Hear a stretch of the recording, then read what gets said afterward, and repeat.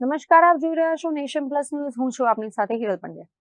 છોટાઉદેપુરમાં યોજાયેલી સ્થાનિક સ્વરાજની ચૂંટણીમાં ભાજપને સ્પષ્ટ બહુમતી મળ્યા બાદ હવે સત્તા સ્થાપનાની પ્રક્રિયા તેજ બની છે, જેને લઈને ભાજપ દ્વારા પ્રમુખ પદ માટે યોગ્ય ઉમેદવાર પસંદ કરવા સેન્સ પ્રક્રિયા હાથ ધરવામાં આવી છે, જેમાં ચૂંટાયેલા સભ્યો અને આગેવાનોના અભિપ્રાયો લેવામાં આવી રહ્યા છે.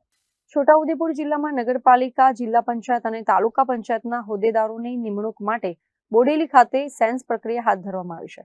બોડેલી મુકામે યોજાયેલી આ પ્રક્રિયામાં પ્રદેશમાંથી આવેલા 3 નિરીક્ષકોએ તાલુકા અને જિલ્લા પંચાયતના ચૂંટાયેલા સભ્યોના મંતવ્યો જાણ્યા હતા.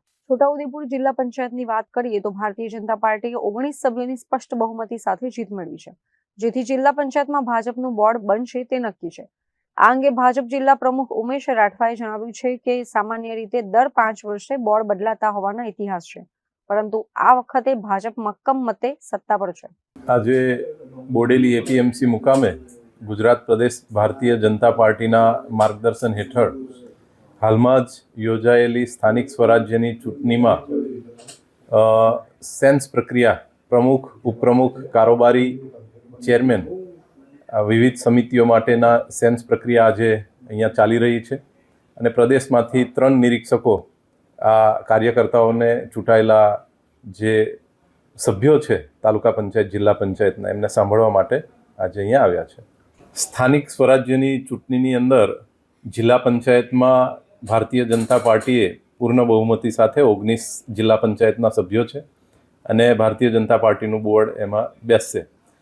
અને હંમેશા એવું થતું હોય છે કે તાલુકા પંચાયત, જિલ્લા પંચાયતોની અંદર દર 5 વર્ષે આમ તો આપના જિલ્લાનો પણ રેકોર્ડ રહ્યો છે કે બોર્ડ બદલાતું હોય છે, પરંતુ આ વખતે ભારતીય જનતા પાર્ટીના 19 જેટલા સભ્યો ચૂંટાયા છે અને અમારા છોટાઉદેપુર અને કદવાલ એમાં બંને પાર્ટીના સરખે સરખા સભ્યો ચૂંટાયા છે.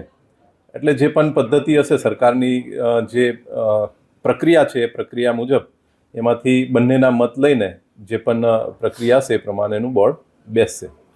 જો લોકોએ મત આપ્યા છે અને એનાથી જે ચૂંટાયા છે, પરિસ્થિતિ એવી આવી છે કે બંને જગ્યાએ સરખે સરખા સભ્યો છે, એટલે એમાંથી જે પણ કોઈ કદાચ ઘણા, ખાસ કરીને ભારતીય જનતા પાર્ટીમાંથી જેને ટિકિટ નથી મળી એવા લોકોએ અન્ય પાર્ટીમાં જઈને લડ્યા છે, પણ મૂળ વિચારધારા ભારતીય જનતા પાર્ટીની છે એવા લોકો કદાચ કોઈ સપોર્ટ કરશે તો અમે એમનો સપોર્ટ લઈશું. Rehan Patel, Nation Plus News, Chhota Udepur.